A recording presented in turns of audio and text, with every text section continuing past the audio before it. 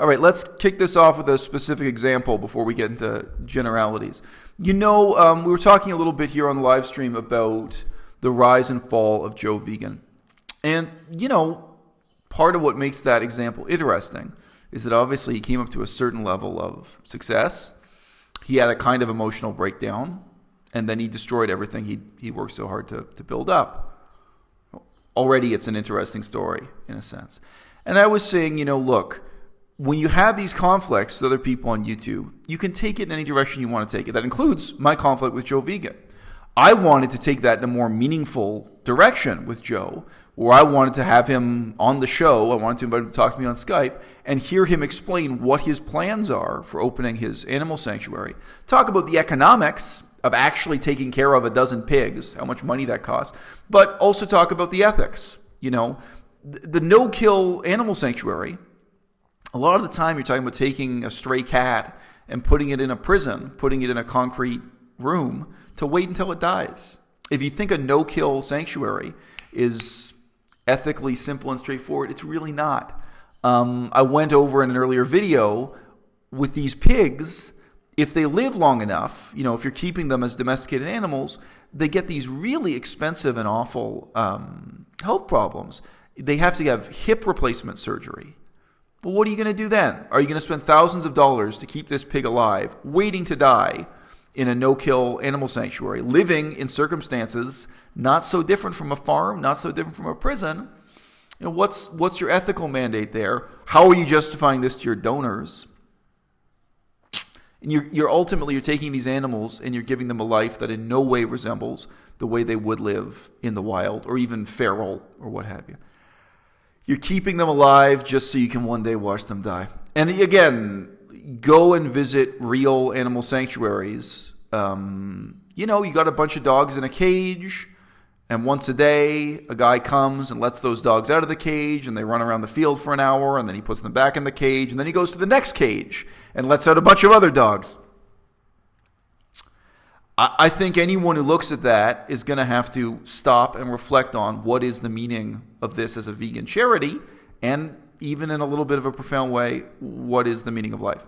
But look, I had this conflict with Joe Vegan. That was the direction I wanted to take it in. Joe Vegan had conflicts with people like Cheetah. He can take that in any direction he wants to take it in. I got this conflict now with Happy Healthy Vegan, and there are a bunch of different issues. I've made a bunch of different videos in response to the same conflict, taking it in different directions. But Joe Vegan, he took it where he wanted to take it. He ignored good advice from all kinds of people, including myself. And, he burnt out and got a broken heart and what have you. But look, I'm still fundamentally a fan of real talk, of keeping it real on camera. Whether you're sharing your sorrows or your joy in life. And it's a problem. Can you still talk about your sex life on YouTube? If you can't, is that because your sex life is kind of fucked up and you should change that? Like, that's the part that you should change? Or, why are you on YouTube anyway if you can't talk honestly about your joys and your sorrows in life? You guys have probably heard me say in a bunch of different conflicts if people defame me or something, you do hear me say, this didn't upset me, that didn't upset me. And then I talk about what the problem is.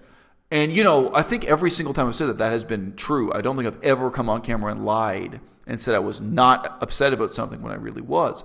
But there are things that upset me. And I mean, the conflict with Joe Vegan, you guys might not guess this, but there was all this bullshit. And some of it's kind of frustrating or exasperating. Like, Joe Vegan knows my court case is real. I've presented him with legal documents and I've offered to discuss it further with him. But he's still coming on the internet and lying, suggesting to his viewers that my court case. So that's frustrating, or it's, it makes me think he's an idiot. It makes me have contempt for him. But that was not upsetting to me. Of all the things Joe Vegan said or did about me. Oh, and I should say also generally, like in the early days of the channel, I sent him a lot of encouragement, and I felt that satire was something positive for the vegan community. And I mean, I warned him that he had to be clear when he was doing satire and when he was speaking earnestly to his audience, because he did both. But, in general, I wasn't offended by the comedy as comedy. Not at all. But, the one thing he said that really did hurt me, that really did emotionally hurt me, and of course it partly had to do with the time when it came to me and the circumstances, and the fact that I didn't want to answer it. I didn't want to come on camera and respond to it. When Joe Vegan laid into my situation at the university, that really had an emotional impact on me. And this reflects the fact, I've said this before, and it may sound trivial, it may sound like I'm joking around when I say it, but my negative experience with universities, in Canada especially, with the incredibly low quality of the university system and my having no options moving ahead in the future because of the university system, that really is the central tragedy of my adult life.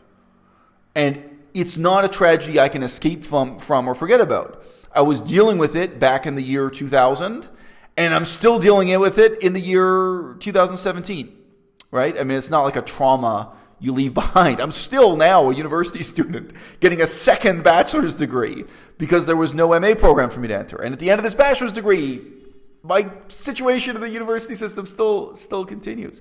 It hurt me for other reasons too, because what he was really ridiculing me for, it really was an attack on my character, was the fact that I stood up and did the right thing from my perspective, and I think genuinely. I stood up and did the right thing in challenging the director of my department, the head of the department, and challenging ultimately, the authorities within the university, the ombudsman and the head of the faculty. I forget the name for that now. The dean.